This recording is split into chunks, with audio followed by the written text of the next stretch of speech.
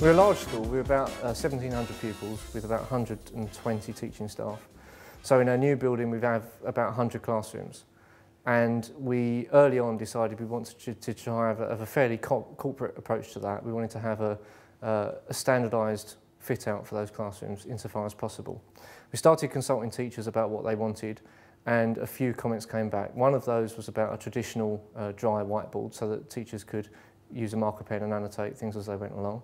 They liked the interactive whiteboards they were used to, but they also felt that was problematic sometimes in terms of working with smaller groups of children if you've got the main class that know what they're getting on with and a smaller group that needs some additional support. So over the period of about a year we developed this concept that we call the teacher wall, and on that wall are really three components. One is a conventional whiteboard, the second is a Promethean interactive whiteboard, and the third is a Samsung 46-inch television screen which has an integrated PC in it.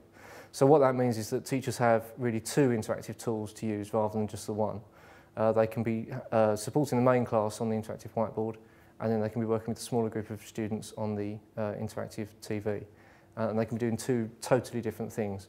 The other thing that we've done around that is the computer, which most teachers have in most classrooms now, which drives the interactive whiteboard.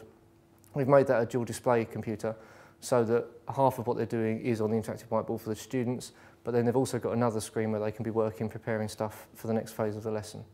And we found that to be quite effective with them. We've only been in the new build 4 months, so it's still early days. We've got a small group of teachers who've been our champions, for want of a better word, pioneering the technology. They had a dummy system in the old buildings before we moved across to check that it did give some benefits. So far, a lot of the evidence is anecdotal in terms of their feedback about what they can do now that they couldn't do previously and things like that. But we're just starting a programme of internal inspections and lesson observations with simulating an offset inspection.